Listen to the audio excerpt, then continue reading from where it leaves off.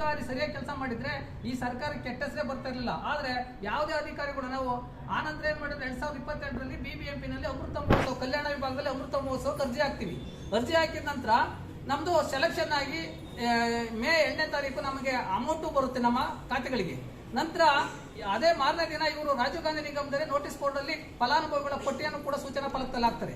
ಅದಾದ ನಂತರ 10 ತಿಂಗಳಾದ್ರೂ ಕೂಡ BBMP ಕೌನ್ಸಿಲರ್ ಆಗಲಿ ಕಮಿಷನರ್ ಆಗಲಿ ಇವರಾಗ್ಲಿ ನಂದು ಮನೆ ಮಾಜೂರಾಗಿರೋದು ಫೆಬ್ರವರಿ ತಿಂಗಳಲ್ಲಿ ಮನೆ ಹತ್ರ ಬಂದು ಮಾಜೂರು ಮಾಡ್ಯಾರೆ. ಆದ್ರೆ BBMP ಕಮಿಷನರ್ ಹೋದ್ರೆ ರಾಜೀವ್ ಗಾಂಧಿ ನಿಗಮ ತೋರಿಸ್ತಾರೆ, ರಾಜೀವ್ ಗಾಂಧಿ ನಿಗಮ ತೋರಿಸಿದ್ರೆ BBMP ತೋರಿಸ್ತಾರೆ. 10 ತಿಂಗಳಿಂದ ನಮಗೆ ಮನೆನೂ ಕೊಡ್ತಿಲ್ಲ, ಕೀ ಕೊಡ್ತಿಲ್ಲ.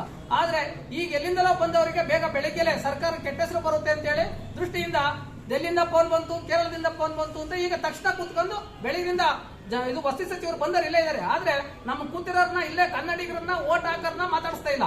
ಬೇರೆಯವ್ರನ್ನ ಬಿಟ್ಟು ಹೋಗ್ಲಿ ಬೆಳಿಗ್ಗೆ ಅಂದ್ಬಿಟ್ಟು ಅವ್ರು ಬಂದ್ಬಿಟ್ಟು ಕೇಳ್ತಾರೆ, ಕೇರಳದವರು ಆಂಧ್ರದವರು ಅಥವಾ ಎಲ್ಲರೂ ರೋಹಿಂಗ್ಯಾಗಳು ಏನೇ ಹೇಳ್ತಾರೆ ಅವರು.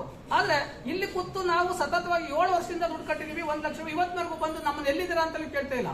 ಎಲ್ಲ ಇವತ್ತು ನಾವು MD ಅವರಾಗ್ಲಿ ಮಾತಾಡ್ಸಿದ್ರೆ, ಕಮಿಷನರ್ ಮಾತಾಡ್ಸಿದ್ರೆ ಒಂಥರ ಉದ್ದಾಟತನದಿಂದ ವರ್ತಿಸ್ತಾರೆ. ಯಾವ್ದು ಕೂಡ ಕೇರೆ ಅಂತಲ್ಲ. ಆದ್ರೆ ನಮ್ಮ ಹಣ ಕಟ್ಟಿ ಇವತ್ತು ಕೂಡ ನಾವು ಕಣ್ಣಲ್ಲಿ ನೀರ್ ಹಾಕ್ತಾ ಇದೀವಿ.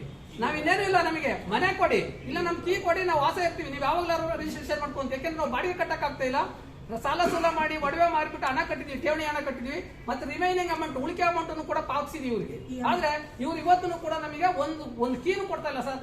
ಆ ರೀತಿ ಇಟ್ಟು ಇಷ್ಟೆಲ್ಲ ಶೋಷಣೆ ಮಾಡ್ತಾ ಇದಾರೆ. ಇಲ್ಲಿ ಮಾನವ ಹಕ್ಕು ಆಗೋಕೆ ಹೋಗಿದ್ವಿ, ಮತ್ತೆ ಇಲ್ಲಿ ಮಹಿಳಾ ಆಗೋಕ್ಕೂ ಕಂಪ್ಲೇಂಟ್ ಕೊಟ್ಟಿದ್ವಿ. ಯಾರು ಕೂಡ ನಮ್ಮ ಮನವಿನೇ ಸ್ವೀಕಾರ ಮಾಡ್ತಾ ಇಲ್ಲ. ಆ ರೀತಿ ಉದ್ದಟದಿಂದ ವರ್ತಿಸ್ತಾ ಇದ್ದಾರೆ ಅಧಿಕಾರಿಗಳು.